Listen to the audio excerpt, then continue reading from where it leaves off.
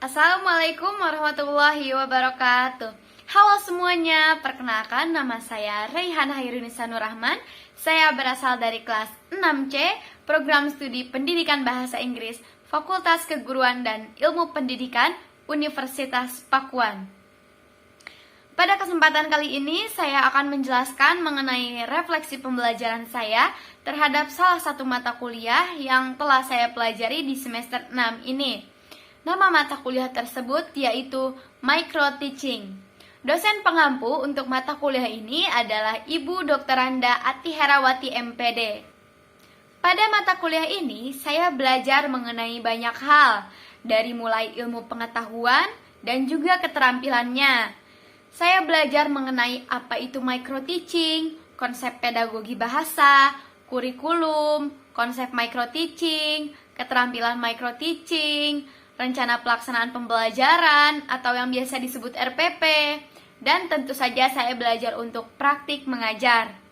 Hal-hal tersebut akan sangat bermanfaat untuk saya ketika saya menjadi seorang guru nanti. Setelah mengikuti pembelajaran micro teaching ini, tentu saja saya mendapatkan banyak manfaat. Di antaranya adalah saya menjadi mengetahui tentang micro teaching, kurikulum, RPP, dan lain sebagainya. Yang paling saya rasakan manfaatnya adalah ketika saya belajar untuk berlatih mengajar. Sebelum saya mengikuti mata kuliah ini, saya tidak pernah bisa untuk berlatih mengajar, dikarenakan saya selalu merasa malu dan takut untuk melakukan kesalahan. Namun, setelah saya mengikuti pembelajaran di micro teaching ini, saya menjadi lebih percaya diri untuk berlatih mengajar dan juga saya menjadi lebih mengetahui bagaimana cara untuk mengajar yang baik dan benar. Walaupun sampai saat ini saya masih sering melakukan beberapa kesalahan. Meskipun begitu, saya tidak pernah lelah untuk terus berlatih mengajar agar kemampuan saya dalam mengajar menjadi lebih baik lagi. Sebelum saya melaksanakan praktik mengajar, saya harus menyusun RPP terlebih dahulu.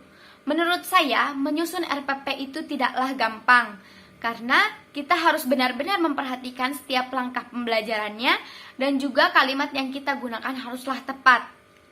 Ketika saya diberikan tugas untuk menyusun RPP di mata kuliah ini, ternyata pekerjaan saya masih kurang maksimal, sehingga saya harus memperbaiki RPP tersebut.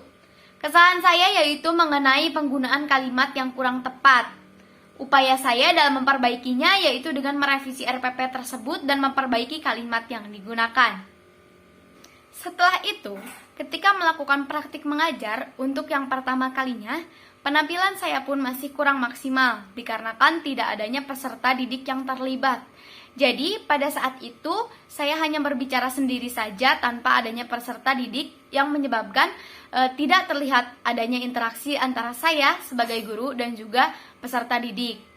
Lalu, saya melakukan upaya untuk memperbaikinya, yaitu dengan mengulang melakukan praktik mengajar dengan adanya peserta didik. Peserta didik yang terlibat yaitu terdiri dari beberapa teman-teman saya. Saya harus terus berlatih mengajar untuk membuat kemampuan mengajar saya menjadi lebih baik lagi. Secara keseluruhan, saya sangat senang mempelajari mata kuliah micro teaching ini. Namun, saya mempunyai beberapa kendala, yaitu yang pertama adalah mengenai jaringan di rumah saya yang tidak stabil, dikarenakan sering terjadinya hujan. Karena hal itulah, saya sempat beberapa kali tertinggal informasi di mata kuliah micro teaching ini. Lalu, kendala yang kedua adalah ketika praktik mengajar dilaksanakan secara online. Kendala ini mungkin bukan hanya kendala bagi saya saja, namun bagi teman-teman yang lainnya juga. Saya merasa bahwa ketika saya melakukan praktik mengajar secara online, penampilan saya menjadi kurang maksimal, dikarenakan saya tidak benar-benar mengajar siswa secara langsung, dan menurut saya suasananya pun menjadi sangatlah berbeda.